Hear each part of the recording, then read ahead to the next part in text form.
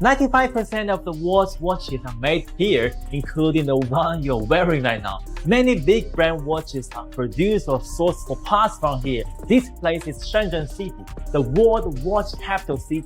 Rolex just blinked, and the luxury world is panicking. A leak out of China exposed what the elite swore you'd never find out, that many Swiss-made watches, including parts of Rolex's empire, aren't so Swiss after all. We're talking Shenzhen factories, outsourced mechanics, and a pricing illusion so deep it's collapsing under its own weight. Now, Rolex is quietly slashing prices and pretending it's business as usual. But this wasn't a choice. It was a cover-up unraveling in real time. You pay $4,400 for a mid-test Tudor Black Bay monochrome. You pay almost $10,000 for a Rolex Submariner. And a Royal Oak extra thin, it costs like $36,000. Cheap is not a word that applies. The watch is often blurred. However, when you come to Guangzhou, you cannot see any problems just by looking at the appearance. What you need to be careful about is that the low quality movement inside will be sold at a high price. My suggestion is you can try it first or buy it for a legal way. I'm Sean. See you next time. For over a century, Swiss-made has been the ultimate status symbol in horology. From Rolex to Patek Philippe, the label evokes an aura of old-world artisans laboring in alpine workshops, crafting each timepiece by hand. The branding is immaculate. Heritage, exclusivity, timeless value. But here's the catch. Most consumers never question what Swiss-made actually means. They assume it guarantees that every component, every screw, every detail was forged in Switzerland by master watchmakers.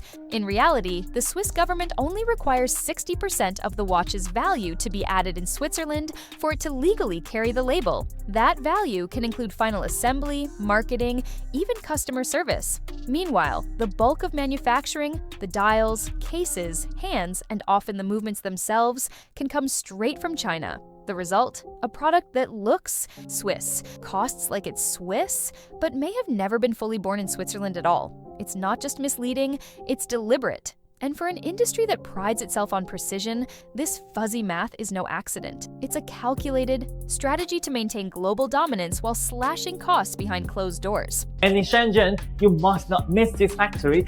Asking y'all should receive. Tisa, where are the watch manufacturers? I did some digging and I found the watch manufacturers. There is a new scandal coming out of the luxury watch division. Listen, if you want to keep going to Rolex, if you want to keep going to AP and spending your money, go and do that. However, industry insiders are coming out, and I have their videos. People have even been fired from it for lifting the hood away from the... Welcome to Shenzhen, the city quietly powering the luxury watch industry from the shadows. While Switzerland presents its snow-dusted chalets and storied ateliers, Shenzhen is the engine room, modern, efficient, and brutally productive. This isn't a knockoff operation. These Chinese factories are equipped with cutting-edge CNC machines, precision robotics, and skilled labor that rivals any Swiss counterpart. Brands contract these manufacturers to produce dials, cases, sapphire crystals, and even mechanical components, often at a fraction of the cost. And it's not just unknown brands doing this. Some of the most respected Swiss houses rely on Chinese suppliers for key parts. The difference? The final pieces are shipped back to Switzerland, where minimal assembly or quality checks happen, just enough to hit that magical 60% value threshold. Then, voila, Swiss-made. This global sleight of hand happens quietly, without press releases or public statements. Because admitting that the luxury watch on your wrist shares origins with mass-market electronics would shatter the fantasy. And for luxury brands, perception is everything. Shenzhen doesn't just produce watches, it manufactures illusion. Most Swiss watches are actually made in China, and the reason that replicas often look just as good as the original is that they are made in the same factory. They offer a wider range of styles to choose from, maintain strict production standards, and can support customization, starting from just 50 pieces. What? Worry about them as just middlemen? You contact them directly. Obsessed with celeb gossip? Smash that subscribe for Sarah's gossip. We sling fresh, unfiltered star drama daily. Hurry, next bombshell's dropping soon. The scandal isn't just corporate greed, it's baked into Swiss law. In 2017, Switzerland tightened its definition of Swiss-made, claiming to protect national craftsmanship. But dig deeper, and you'll see the law was written with just Enough flexibility to protect profit margins, not integrity. According to the revised ordinance, 60% of a watch's value must be generated in Switzerland, and the movement must also be considered Swiss. But nowhere does it mandate where every component must come from. So what's stopping a company from importing a Chinese case, dial, and bracelet, inserting a Swiss-certified movement, sometimes assembled from imported parts, and then packaging it all under the Swiss-made label? Nothing. The law essentially gave companies a roadmap to legally mislead. And since value can be as abstract as R&D costs or local marketing budgets, it's almost impossible to verify what part of your $10,000 watch was truly Swiss. Regulators, collectors, and even journalists have called out this charade, but enforcement is rare, transparency is optional, and consumers, they're too enchanted by the label to question the machinery behind it. The law didn't close the loophole, it legitimized it. Watches come in different sizes. A small dial makes your wrist slimmer, while a large one makes you a stronger arrow.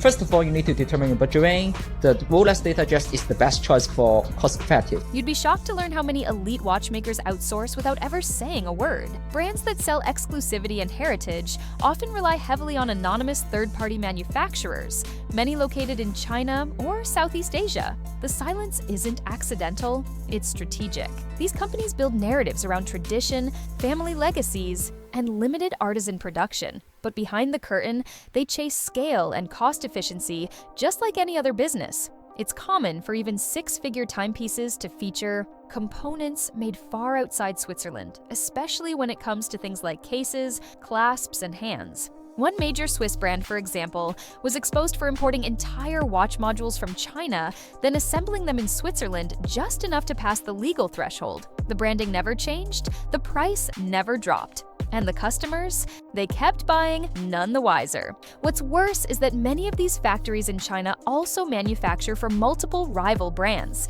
meaning the same supplier might be producing parts for both your ultra-premium Swiss Grail and a mid-range micro brand. Different logos, same hands. The watch world is smaller and more homogenized than it pretends to be. I'm going to fire Harold. Why? The watch is a fake. What's fake about it? According to the serial number, It doesn't correspond to that. Deep in the Bao'an district of Shenzhen lies an industrial jungle called Watch City, a sprawling labyrinth of factories, offices, and storefronts dedicated entirely to the watch trade. It's not a side hustle, it's an empire.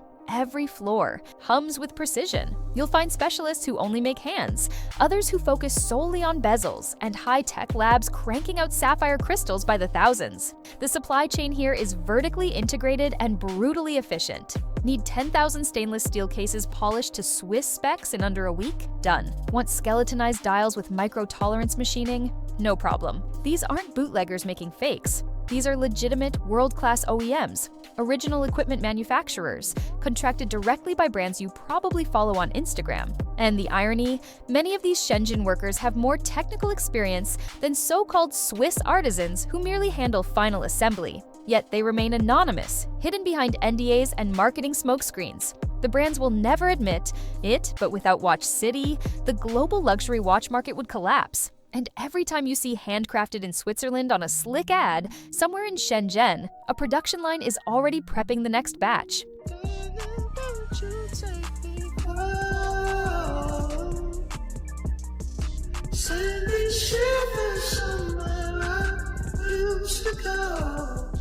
We're told luxury watches cost thousands because of craftsmanship, heritage, and rarity. But when you trace the supply chain, that narrative starts to crack. A watch retailing for $15,000 might cost less than $1,000 to produce, even when made, with quality components. The rest? It's markup, clever branding, boutique rent in Geneva, influencer marketing, celebrity endorsements. You're not paying for Swiss precision, you're funding a lifestyle illusion, and the brands know this. That's why so much effort goes into the story, the romance, the prestige. Because if the customer ever realized their watch was assembled with parts from the same region that makes budget smartphones, the mystique would crumble. This disconnect fuels the luxury machine. While consumers obsess over heritage, executives obsess over margins. And as long as the illusion holds, the profits keep flowing. Even watches that take years to design can be mass-produced in a Chinese facility in under a day. The factory doesn't sleep, the customer dreams. And that dream, it's engineered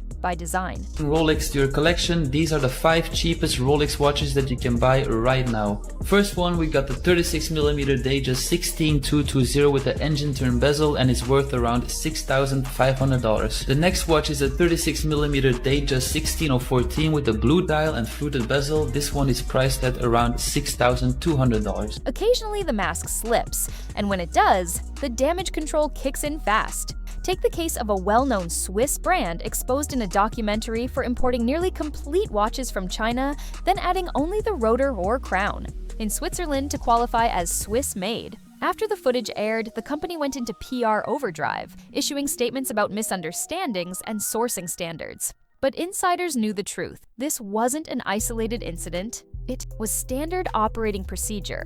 Another premium brand was caught using Chinese movements rebranded as in-house calibers. And let's not forget the scandals where luxury watches were opened up by enthusiasts, only to find components stamped with Chinese supplier codes. Forums erupted, collectors were furious, but mainstream media barely touched it. Why? Because the luxury industry has one unwritten rule: protect the illusion. Most scandals get buried under layers of corporate spin, influencer silence, and media partnerships. Brands promise better transparency, then quietly resume business as usual. And the customer, seduced by Swiss lore and celebrity endorsements, keeps buying. After all, nobody wants to believe their status symbol was made in the same district that produces toys and toasters.